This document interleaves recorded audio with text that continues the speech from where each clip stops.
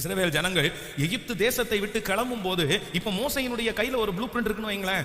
இல்ல அங்க இருக்கிற ஜனங்கள் எல்லாருமே நம்ம ஒரு ரூட் ஒரு இடத்துல இருந்து ஒரு இடத்துக்கு நம்ம பிரயாணம் பண்றோம் அப்படின்னா ஒவ்வொருத்தரும் ஒவ்வொரு ரூட் சொல்லுவாங்க. இந்த வழியை போனா பக்கமா இருக்கும், இந்த வழியை போனா ஈஸியா போலாம், இந்த வழியை போனா ரோடு நல்லா இருக்கும், இந்த வழியை போனா நமக்கு பிரச்சனை இல்லாம போலாம் அப்படின்னு சொல்றது மாதிரி நான் நம்புறேன் அங்கே மோசையின் இடத்துல நிறைய பேர் இன்னொரு வழி இருக்குது, அந்த வழியா நம்ம ஷார்ட்டா போயிடலாம், சீக்கிரமா போயிடலாம், இது ரொம்ப சுத்தி போற வழி அப்படின்னு.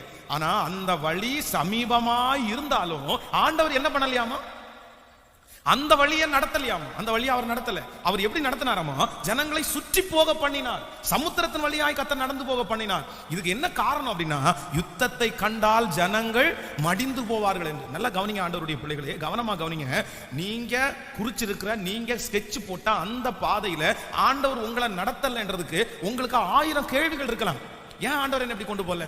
எதுக்காக ஆண்டவர் என்ன தடுத்தாரு? எதுக்காக அந்த ஊர்ல இருந்து இந்த இடத்துக்கு கொண்டு வந்தாரு, இந்த இடத்துல இருந்து அந்த இடத்துக்கு கொண்டு போனாரு? உங்களுக்கு 1000 கேள்வி இருக்கலாம். நான் நம்புறேன் அந்த கேள்வி நீங்க கேட்காதீங்க. அந்த கேள்வியை நம்ம கேட்க வேண்டாம். இஸ்ரவேல் ஜனங்களுக்கு தெரியாது அந்த இடத்துல யுத்தம் இருக்கும் இருக்காதுன்னு தெரியாது. ஆனா யாருக்கு தெரியும் அப்படின்னா, கர்த்தருக்கு தெரியும். கர்த்தருக்கு தெரியும். ஒருவேளை நீங்கள் போட்ட அந்த பாதையிலே, நீங்க போட்ட அந்த ரூட்ல என்ன நடக்கும்னு நமக்கு சத்தமா சொல்லுங்க. நம்ம நிறைய பேர் இந்த கேள்வியை கேட்போம். ஏன் ஆண்டவர் என்ன இங்க கேட்கல? கேட்குறீங்களா? ஏன் ஆண்டவர் என்ன இங்கே கொண்டு வந்தார்? ஏன் ஆண்டவர் என்ன இதை படிக்க வச்சாரு?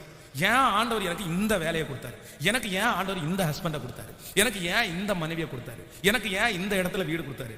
நிறைய கேள்வி கேட்போம். நமக்கு நீங்க அந்த இடத்துல கொடுத்துருக்கலாமே, அந்த கணவனாரை கொடுத்துருக்கலாமே, அந்த மனைவியை கொடுத்துருக்கலாமே, அந்த வேலையை கொடுத்துருக்கலாமே. அப்படி நான் கொடுத்துருந்தா அந்த மனைவியை மட்டும் கொடுத்துருந்தா அவ்வளோதான், நான் அந்த மாதிரி ஒரு கணவனாரை மட்டும் கொடுத்துருந்தா அவ்வளோதான் நான். அப்படி உங்களுக்கு நிறைய ரூட் இருக்கலாம். ஆனால் நான் நம்புறேன் எந்த ஜாடிக்கு எந்த மூடின்னு அவருக்கு மட்டும்தான் தெரியும். இல்லை ஆமேன்னு சொல்லுங்க. அவருக்கு மட்டும்தான் தெரியும் இந்த ஜாடிக்கு இந்த மூடி தான் செட் ஆகும். இல்லை அப்படின்னா கூட உங்கள் ஜபத்தில் செட் பண்ணிடுவார் ஆண்டவர்.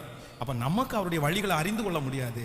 ஆனால் அவர் நம்முடைய வாழ்க்கையில போட்ட திட்டங்கள் கண்டிப்பாக சரியானதாக தான் இருக்கும். கையை உயர்த்தி சொல்லுங்க, ஆண்டவரே நான் போட்ட வழிகள் எல்லாம் எனக்கு விரோதமாய் நிற்கும் போது நான் நம்புகிறேன். சத்தத்தை உயர்த்தி சொல்லுங்க, உங்க ரூட்டு ஹல்லேலூயா நான் நினைச்ச பாதை அல்ல, நீர் எனக்காக போட்ட பாதை. சொல்லுங்க ஆண்டவரே, நீர் எனக்காக போட்ட பாதை.